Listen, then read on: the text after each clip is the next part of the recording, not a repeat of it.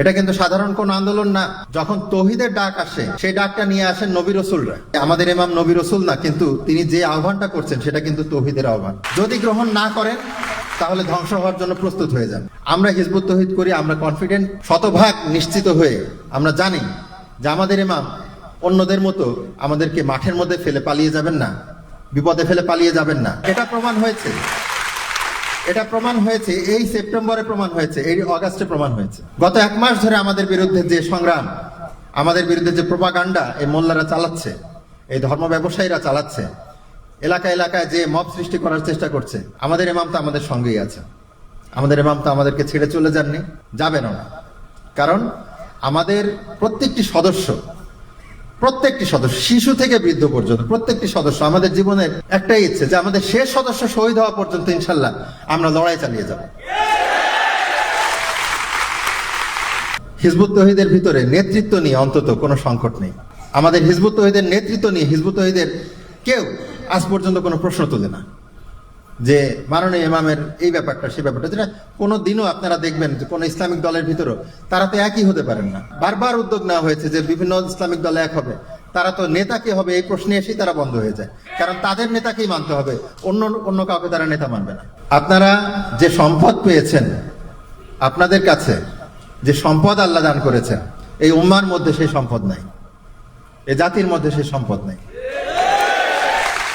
নিজেদের এই সম্পদকে নিজেরা যদি মূল্যায়ন না করতে পারেন, আপনারা হতভাগা হবেন। একই কথা এই বাঙালি জাতির জন্য আমার একই কথা, যে সম্পদ আল্লাহ আমাদেরকে দিয়েছেন, কিচ্ছু লাগবে না। আমাদের এই সমাজকে সোনালী সমাজে, সোনালী সময় পরিণত করতে পারি, স্বর্ণ যুগে পরিণত করতে পারি, বিশ্বের দরবারে বাংলাদেশকে সর্বশ্রেষ্ঠ দেশে পরিণত করতে পারি, জাতিতে পরিণত করতে পারি। তার জন্য যে জীবন ব্যবস্থা, জীবন বিধান, যে সিস্টেম দরকার, আপনারা তো সংস্কার চাচ্ছেন, ওই সিস্টেম আল্লাহ আমাদের কাছে দিয়েছেন।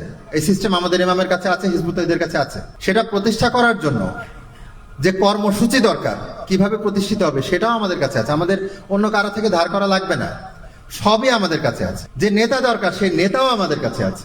আমরা এখন নিজেরা যদি নিজেদের হীনমন্যতার কারণে আমাদের দেশটাকে এই পরাশক্তিদের হাতে তুলে দেই, নিজেরা মব জাস্টিসের হাতে তুলে দেই, তাহলে সেটা তো আমাদেরই ব্যর্থতা, আমাদেরই দায়। এর জন্য তো আল্লাহ এই জাতিকে ক্ষমা করবেন না। কারণ বহু জায়গায় আল্লাহ তৌহিদ পাঠিয়েছেন, অতীতে আমরা দেখেছি বিভিন্ন জায়গায় যখন তৌহিদের ডাক এসেছে তখন কিন্তু ফায়সালা হয়ে যায়। এটা কিন্তু সাধারণ কোন আন্দোলন না। যখন তৌহিদের ডাক আসে, সেই ডাকটা নিয়ে আসেন নবী রাসূলরা। যখন তৌহিদের ডাককে অস্বীকার করা হয়, তখন সেই এলাকায় কি হয়? যদি অ্যাকসেপ্ট করে, সেই এলাকা সমৃদ্ধ হয়, সেই এলাকা পুণ্যভূমিতে পরিণত হয়, সেখানকার মানুষ সভ্যতা পায়, গড়ে ওঠে।